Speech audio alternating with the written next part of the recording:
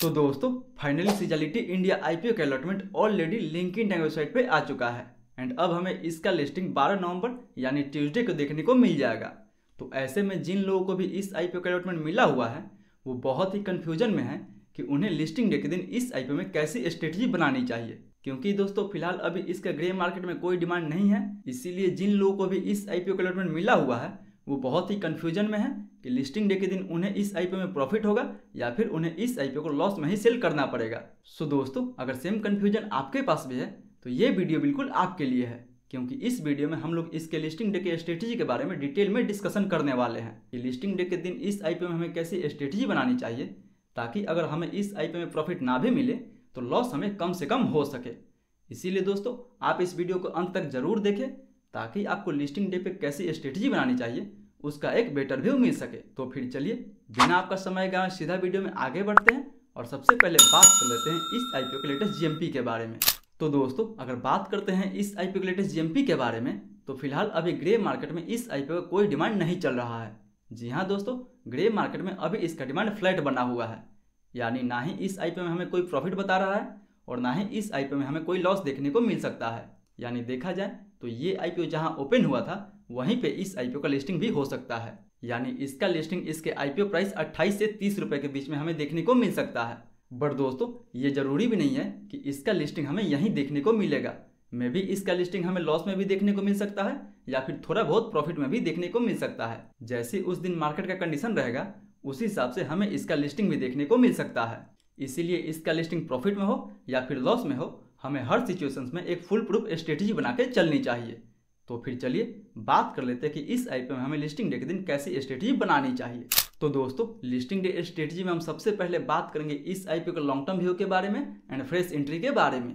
ताकि इस आईपीओ में उनको भी प्रॉफिट हो सके जिनको भी इसका अलॉटमेंट नहीं मिला हुआ है। यानी क्या जिनको भी इस आईपीओ का अलॉटमेंट नहीं मिला हुआ है वो इस आईपीओ में फ्रेश एंट्री बना सकते हैं या फिर नहीं बना सकते हैं, एंड अगर बना भी सकते हैं तो क्या उन्हें इस आईपीओ में लॉन्ग टर्म के लिए एंट्री बनानी चाहिए या फिर शॉर्ट टर्म 2-4 दिन का व्यू लेके ही इस आईपीओ में एंट्री बनानी चाहिए। सो दोस्तों लॉन्ग टर्म या फ्रेश एंट्री के लिए अगर एक बार हम इस कंपनी के फंडामेंटल पे नजर डालें तो इस कंपनी का रेवेन्यू तो ईयर ऑन ईयर बेसिस पे काफी अच्छा ग्रो हो रहा है एंड इस कंपनी के पास रिजर्व एंड सरप्लस भी काफी अच्छा है एंड कंपनी के ऊपर डेट भी काफी कम है। बट अगर बात इस कंपनी के प्रॉफिट का किया जाए तो दोस्तों प्रॉफिट वाइज ये कंपनी तो उतना ज़्यादा स्टेबिलिटी मेंटेन करते हुए नजर नहीं आ रही है, क्योंकि FY23 से FY24 के बीच में इस कंपनी का प्रॉफिट तो काफ़ी अच्छा इंक्रीज हुआ था। बट FY24 के कंपैरिजन में FY25 के अगर फर्स्ट क्वार्टर का ही प्रॉफिट देखा जाए तो दोस्तों FY25 के फर्स्ट क्वार्टर में ही ये कंपनी लगभग 22 करोड़ के आसपास तक प्रॉफिट जनरेट कर पाई है, जो इसके पिछले क्वार्टर से काफ़ी कम है। यानी देखा जाए तो इस पूरे फाइनेंशियल ईयर में ये कंपनी ऑलमोस्ट 100 करोड़ के आसपास तक प्रॉफिट जनरेट कर सकती है,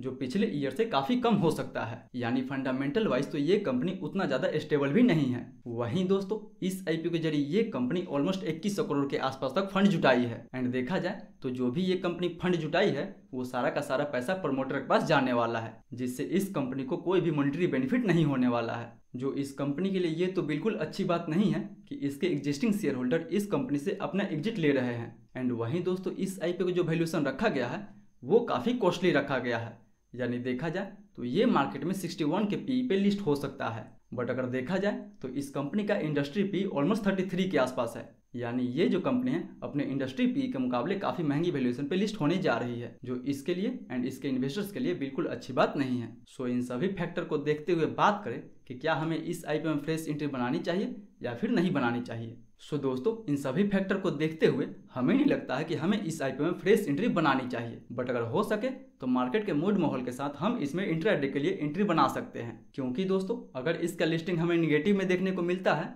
तो हो सकता है तो इसमें हमें फॉलो बाइंग भी देखने को मिल सकती है। इसीलिए इसमें हम लॉन्ग टर्म के लिए तो एंट्री अवॉइड कर सकते हैं, बट मार्केट का कंडीशन एंड इसका रिस्क रिवार्ड देखते हुए हम इसमें इंट्राडे के लिए पोजीशन बना सकते हैं। बट वहीं दोस्तों बात करते हैं उनके लिए कि जिनको भी इसका अलॉटमेंट मिला हुआ है उन्हें क्या करना चाहिए। क्या उन्हें इस आईपीओ को लिस्टिंग डे के दिन ही सेल कर देनी चाहिए या फिर इस आईपीओ में उन्हें लॉन्ग टर्म के लिए बने रहना चाहिए। तो दोस्तों अगर आप इस आईपीओ में केवल शॉर्ट टर्म के लिए अप्लाई किए थे